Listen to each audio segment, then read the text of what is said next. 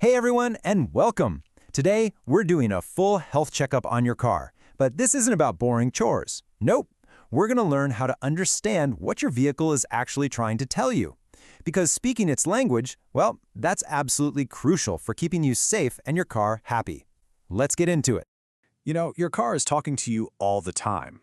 Every little noise, the way it feels when you drive, even the smoke coming out the back, it's all part of its language. So today, we're going to decode those signals. You'll know exactly what your car needs to stay in tip-top shape. And here's the #1 reason to listen. This is about so much more than just saving money on repairs. It's about safety. These simple, regular checks are what can prevent an accident. Think of it as your first line of defense every time you get behind the wheel.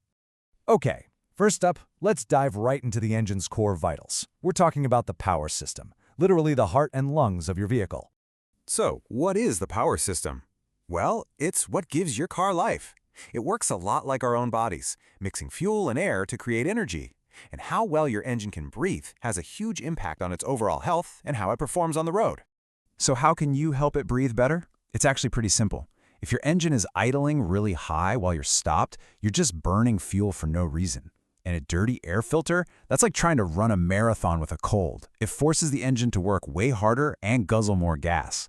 And of course, flooring it at every green light is pretty much the fastest way to empty your tank. Next up, let's get into the car's nervous system. I'm talking about all the electrical parts that control everything, from firing up the engine to lighting up the road ahead. It's a super important communication network. Now here's something people often get mixed up: the alternator versus the battery. Just think of the alternator as the power plant. It's creating electricity while the engine's running. The battery, on the other hand, is more like a power bank. It just stores up energy so you can start the car and use your radio when the engine's off. And speaking of electrical systems, this is such a simple but critical safety check. Your headlights are your eyes at night, right? If they're pointing too high, you're basically blinding every driver coming towards you. But if they're aimed too low, you won't see what's on the road ahead. Either way, it's incredibly dangerous. The good news is, basic battery care is really easy. You just want to make sure those metal terminals are clean. A little bit of grease on them helps stop corrosion. Now, if you have an older battery, you might need to top it off with fluid, but only use distilled water. Never, ever add acid. Of course, a lot of modern batteries are maintenance-free, so you don't have to worry about adding anything at all.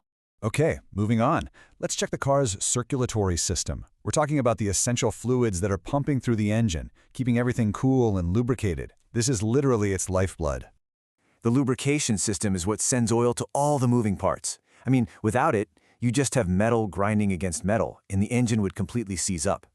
It's that oil that keeps everything running smoothly and prevents catastrophic damage. Checking your oil is honestly one of the easiest and most important things you can do for your car's health. Just make sure you're parked on level ground and the engine is cool for an accurate reading. Pull out the dipstick, wipe it clean, stick it back in, and check the level. And hey, if that oil light ever pops on while you're driving, don't ignore it. That's a serious warning. Pull over as soon as it's safe. The other super important fluid is coolant. It runs through the engine, soaking up heat. Then it goes to the radiator, where a fan cools it back down. This simple little loop is the only thing standing between a normal running temperature and a total meltdown. It's the key to preventing your engine from overheating. All right, we've looked at the internals. Now let's talk about the parts that handle movement and stability, the car's skeleton and muscles. This is all about the suspension and steering, the stuff that keeps you rolling smoothly and heading in the right direction. A bad suspension is way more than just a bumpy ride. It's a massive safety risk. It can actually make it take longer to stop because your tires aren't staying firmly on the road. You might also see your tires wearing out unevenly or notice the back of the car pop up when you brake hard. Your headlights might even start bouncing around, which can blind other drivers. These are all huge red flags. And your steering, that's your direct link to the road. It should feel responsive, predictable. If one day it suddenly feels super stiff or maybe way too loose and disconnected, that's your car screaming that something is wrong. You need to get that checked out right away. And for our final checkup, let's decode one of the clearest signals your car can send, the smoke coming out of the exhaust. This is like getting a direct diagnostic report from your engine. So here's a quick guide to reading the fumes. A little bit of light gray smoke, totally normal, especially when it's cold out.